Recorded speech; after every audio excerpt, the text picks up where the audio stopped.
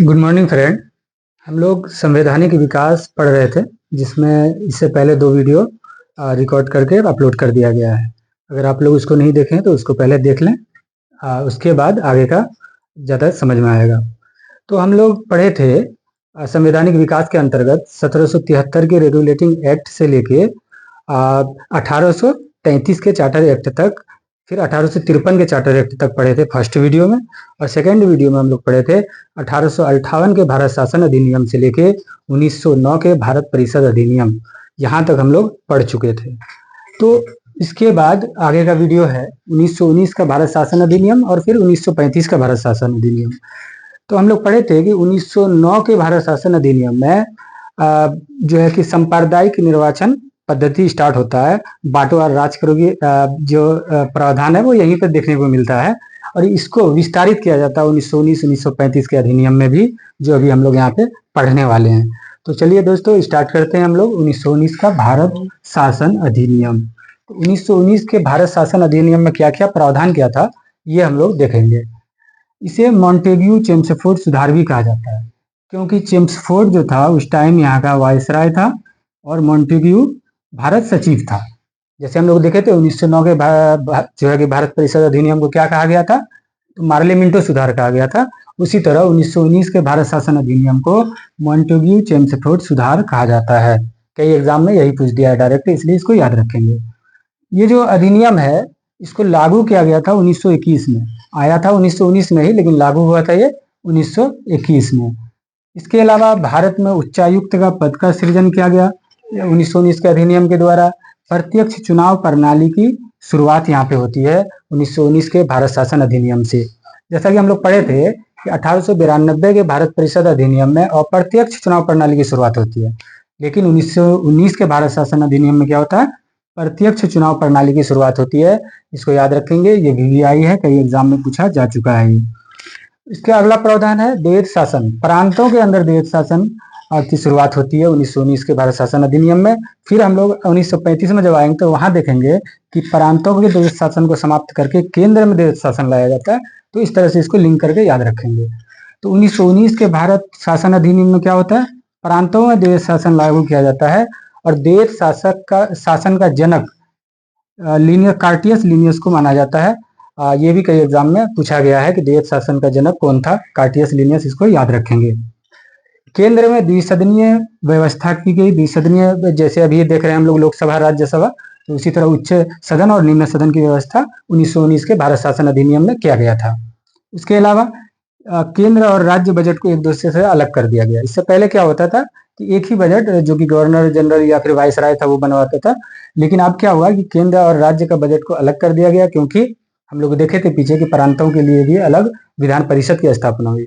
जब प्रांतों के लिए विधान परिषद की स्थापना हुई तो फिर उसके लिए बजट भी अलग किया गया। फिर देखेंगे हम लोग कि कैग की नियुक्ति की गई 1919 के अधिनियम के द्वारा।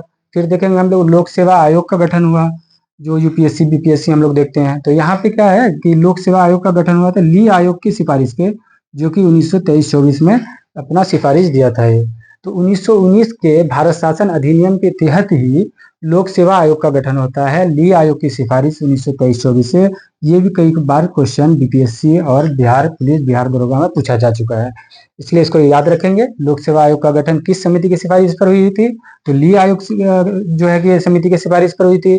किस अधिनियम के द्वारा हुआ, तो 1919 के भारत शासन अधिनियम के द्वारा लोक सेवा आयोग का गठन होता है। अगला पॉइंट है पृथक निर्वाचन का विस्तार किया जाता है। जैसा कि हम लोग पढ़े थे 1909 के भारत परिषद अधिनियम में, उसमें क्या किया जाता है कि पृथक निर्वाचन का शुरुआत होता है, और मुस्लिमों के लिए पृथक निर्वाचन की पद्धति की शुरुआत होती है 1909 के अधिनियम में। और उसके अलावा जो है कि presidency corporation, chamber of commerce और जमींदारों के लिए, विश्वविद्यालयों के लिए भी पृथक निर्वाचन की व्यवस्था 1919 के भारत परिषद अधिनियम में किया जाता है। और फिर 1919 में उसको और बढ़ाकर सिख, ईसाई को भी और यूरोपियों को भी पृथक निर्वाचन पद्धति में शामिल किया जाता है। इसके लिए भी पृथक निर्वाचन की व्यवस्था की जाती है। पृथक निर्वाचन वही कि जिस धर्म का उसी से रिलेटेड जो लोग होंगे वही उसको वोट देंगे, वही उसको चुनेंगे, ये सिस्टम था। तो 1919 में इसकी शुरुआत होती है, 1909 में इसकी शुरुआत होती है, और 1919 में इसका और विस्तारित किया जाता है। जो कि सिख, ईसाई और यूरोपियों तक इसको विस्तारित किया जाता है। फिर हम लोग 1935 में देखेंगे इसको और भी विस्तारित किया जाता है और महिला और मजदूर तक इसको विस्तारित कर दिया जाता है। तो पहली बार महिलाओं को मत देने का अधिकार इसी एक्ट के द्वारा दिया गया है। ये भी वीवीआई है, इसको याद रखेंगे। पहली बार महिलाओं को मत देने का अधिकार किस एक्ट के तहत किया गया था? तो 1919 के भारत शासन अधिनियम के द्वारा दिया गया था, इसको याद रखेंगे। अगला क्वेश्चन है, केंद्रीय विधानसभा का चुनाव किस एक्ट के तहत हुआ था? तो इसको भी ध्यान रखेंगे। जब 1919 का भारत शासन अधिनियम आया तो उसके बाद 1923 का चुनाव हुआ और इसी एक्ट के तहत 1926, 1930 और 1934 का भी चुनाव होता है। इसको भी ध्यान रखेंगे। बीपीएससी ये क्वेश्चन भी पूछा है कि केंद्रीय विधानसभा का चुनाव 1934 में जो हुआ था, ये किस एक्ट के द्वारा हुआ था, किस एक्ट के तहत हुआ था? तो 1919 के भारत शासन अधिनियम के तहत हुआ था, इसको भी याद रखेंगे। तो ये कुछ पॉइंट थे 1919 के भारत शासन अधिनियम से, जिसको याद रखना है। और 1909 का भारत जो है भारत परिषद अधिनियम से इसको लिंक करके याद रखेंगे, ज्यादा समय तक याद रहेगा। देखिएगा, इसमें और भी बहुत सारे प्रावधान हैं, लेकिन जो एग्जाम के लिए इंपॉर्टेंट है, जो एग्जाम में पूछे जाते हैं, वही पॉइंट को इसमें लिखा गया है। और ये जो जितने भी पॉइंट है यहाँ पे देखे हैं आप लोग, ये सभी इंपॉर्टेंट है और इसको याद रखने की कोशिश करेंगे।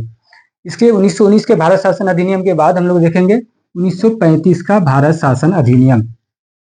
हम लोग पढ़ते हैं जो अभी हमारा संविधान है, 395 अनुच्छेद है अभी के संविधान में, 12 जो है कि अनुसूचियां है, 22 भाग है। तो ये कहीं ना कहीं 1935 के भारत शासन अधिनियम पर ही आधारित है। 1935 के भारत शासन अधिनियम में भी इसी तरह का प्रावधान किया गया था, जिसमें 321 अनुच्छेद और 10 अनुसूचियां थी, है ना। और ये 1935 का भारत शासन अधिनियम परवर समिति की सिफारिश पर लागू किया गया था, इसको भी याद रखेंगे। पूछा जाता है कि किस समिति के सिफारिश पर 1935 का भारत शासन अधिनियम लागू किया जाता है? तो परवर समिति के सिफारिश पर लागू किया जाता है, इसको भी याद रखेंगे। उसके अलावा 1935 के भारत शासन अधिनियम के द्वारा अखिल भारतीय संघ के गठन का प्रावधान किया गया। वो अलग बात है कि न तो इसमें देशी रियासत शामिल हुआ और न ही अखिल भारतीय संघ बन पाया। आजादी के बाद फिर हम लोग देखते हैं कि ये बनता है। इसके अलावा 3 जो है कि अनुसूचियों का प्रावधान किया जाता है 1935 के भारत शासन अधिनियम में, जैसा कि अभी के संविधान में भी है ना, केंद्रीय सूची, राज्य सूची और संवर्ती सूची।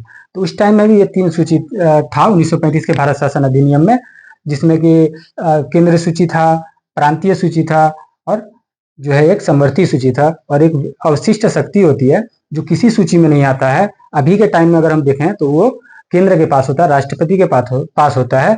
तो इसी तरह का कुछ मिला जुला प्रावधान 1935 के अधिनियम में भी था कि जो अवशिष्ट शक्ति है उस पर जो नियम कानून बनाने का अधिकार था वो गवर्नर जनरल यानी कि वायसराय को था। उसके अलावा प्रांतों में जो द्वैध शासन 1919 में लागू किया गया था, हम लोग पढ़े थे यहाँ के, प्रांतों में द्वैध शासन चालू किया जाता है 1919 के अधिनियम में। तो 1935 के अधिनियम में इसको समाप्त कर दिया जाता है और केंद्र में जो है कि द्वैध शासन की शुरुआत होती है।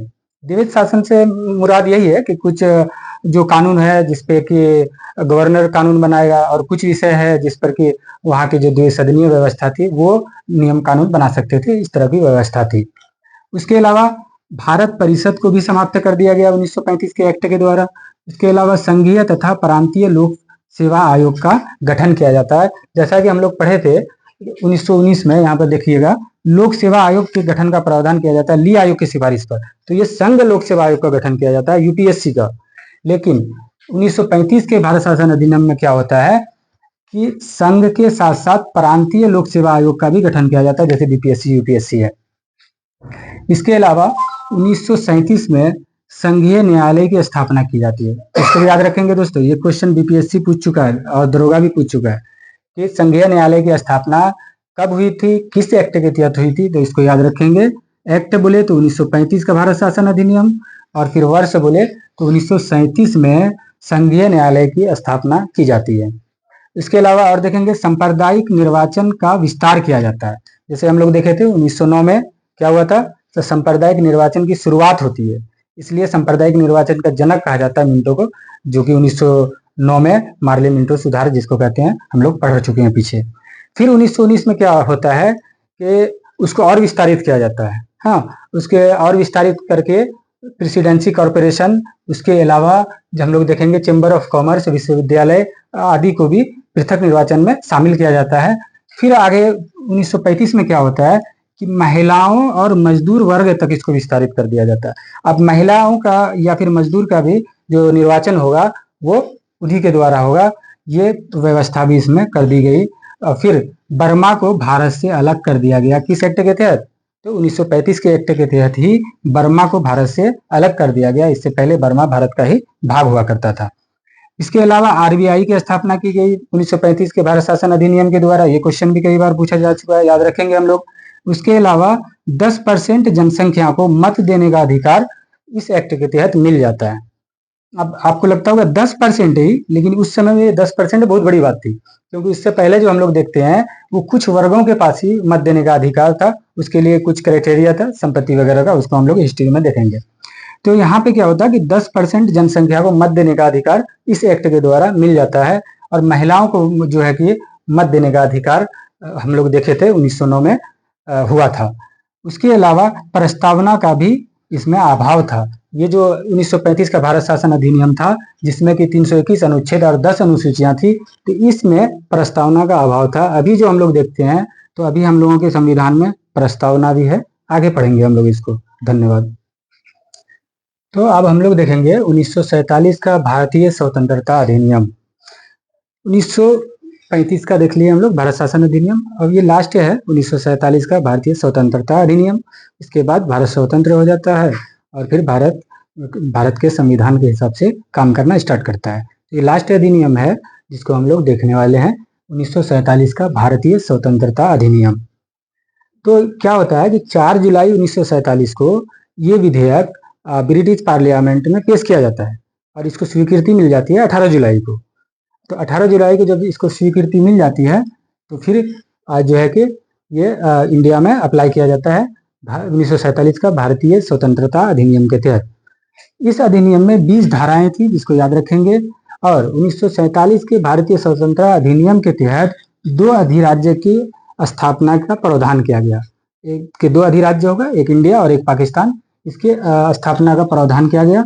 उसके अलावा विधानसभा और विधानमंडल के रूप में जो संविधान सभा बना था जुलाई 1946 में, संविधान सभा कब बना था? जुलाई 1946 में।